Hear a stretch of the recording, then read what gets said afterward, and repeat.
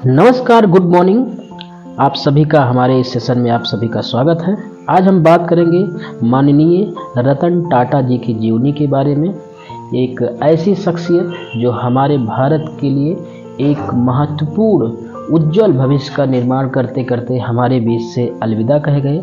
तो इनके बारे में कुछ महत्वपूर्ण इनकी उपलब्धियों के बारे में जानेंगे, इनके समाज के लिए, हमारे भारत के समाज के लिए इनके महत्वपूर्ण योगदान के बारे में जानेंगे। तो आइए शुरुआत करते हैं। रतन टाटा, माननीय रतन टाटा जी का प्रारंभिक जीवन किस प्रकार से गुजरा। रतन टाटा जी का जन्म 28 दिसंबर 1937 को भारत के प्रमुख पारसी परिवार में हुआ था।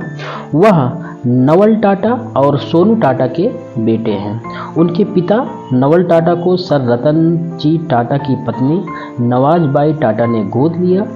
रतन टाटा का बचपन काफ़ी कठिन था क्योंकि उनके माता पिता का तलाक तब हो गया जब वह सिर्फ 10 साल के थे। उनका पालन पोषण उनकी दादी नवाजबाई टाटा ने किया था। ठीक है, अब आगे देखते हैं कि माननीय रतन टाटा जी की शिक्षा किस प्रकार से हुई। रतन टाटा की प्रारंभिक शिक्षा मुंबई के कैथेड्रल और जॉन कॉनन स्कूल में हुई। इसके बाद उन्होंने अमेरिका के कॉर्नेल विश्वविद्यालय से आर्किटेक्चर में डिग्री प्राप्त की। उन्होंने हार्वर्ड बिजनेस स्कूल से एडवांस्ड मैनेजमेंट प्रोग्राम भी किया। उनके पास तकनीकी और प्रबंधन शिक्षा दोनों का गहन ज्ञान था, जो आगे चलकर उनके नेतृत्व में टाटा समूह की विफलता के लिए और टाटा समूह की सफलता के लिए महत्वपूर्ण साबित हुआ। रतन टाटा ने अपने करियर की शुरुआत किस प्रकार से की थी। रतन टाटा ने 1961 में टाटा समूह में शामिल होकर अपने करियर की शुरुआत की। उन्होंने टाटा स्टील के शॉप फ्लोर पर काम करते हुए सबसे निचले पायदान से शुरुआत की। इस दौरान उन्होंने विभिन्न टाटा कंपनियों में काम किया और धीरे धीरे समूह के संचालन नेतृत्व की बारीकियों को समझा। 1991 में JRD टाटा ने रतन टाटा को टाटा समूह का अध्यक्ष नियुक्त किया। कब नियुक्त किया था? 1991 में।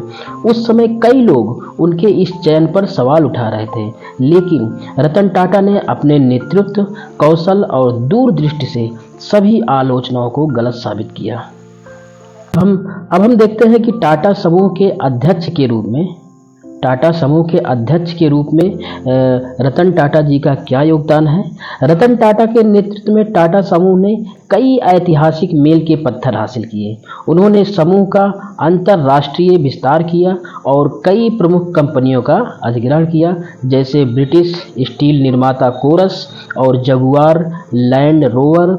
इसके अलावा टाटा समूह ने रतन टाटा के कार्यकाल में TCS और टाटा मोटर्स जैसी कंपनियों को वैश्विक स्तर पर अग्रणी बनाया। उनके कार्यकाल में टाटा मोटर्स ने नैनो कार लॉन्च की, जो दुनिया की सबसे किफ़ायती कार थी। नैनो कार रतन टाटा का सपना था, जिसे उन्होंने भारतीय मध्यम वर्ग के लिए साकार किया।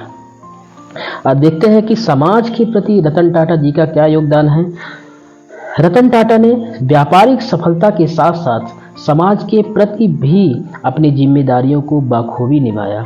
उन्होंने शिक्षा, स्वास्थ्य, ग्रामीण विकास और अन्य सामाजिक कार्यों में अपने टाटा ट्रस्ट के माध्यम से बड़ा योगदान किया। वह सामाजिक मुद्दों के प्रति हमेशा संवेदनशील रहे और गरीब और वंचित की भलाई के लिए लगातार काम करते रहे। सेवानिवृत्त कब हुए हमारे रतन टाटा जी? रतन टाटा 2012 में टाटा समूह के अध्यक्ष पद से सेवानिवृत्त हुए, लेकिन वह टाटा ट्रस्ट और अन्य सामाजिक कार्यों के माध्यम से सक्रिय रहे। वह टाटा सन्स के मानद अध्यक्ष और उनके अनुभव और मार्गदर्शन से समूह को आज भी लाभ मिलता है। सम्मान और पुरस्कार, कौन कौन सा सम्मान मिला, कौन कौन सा पुरस्कार मिला माननीय रतन टाटा जी को।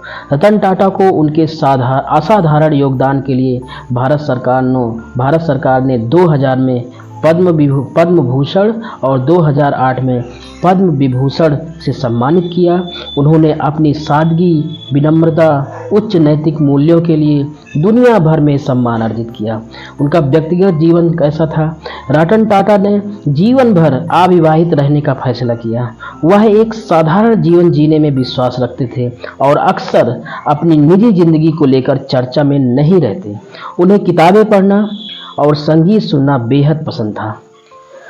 अब निष्कर्ष क्या निकलता है कि रतन टाटा भारतीय उद्योग की सबसे प्रेरणादायक शख्सियत में से एक हैं। उनके नेतृत्व क्षमता, दूरदर्शिता और समाज के प्रति समर्पण उन्हें एक असाधारण व्यक्ति बनाता है। उनके द्वारा स्थापित मूल्यों और सिद्धांतों के कारण रतन टाटा समूह ने केवल भारत में नहीं बल्कि वैश्विक स्तर पर एक भरोसेमंद और सम्मानित नाम है। उनका जीवन हमें सिखाता है कि सच्ची सफलता सिर्फ व्यापार में नहीं बल्कि समाज की भलाई और नैतिकता में भी है। यह हमारे माननीय रतन टाटा जी की जीवनी है, जिसको पढ़कर आप सभी अत्यधिक गौरवान्वित महसूस करेंगे। अब इसी प्रकार की जीवनी के साथ फिर मिलेंगे।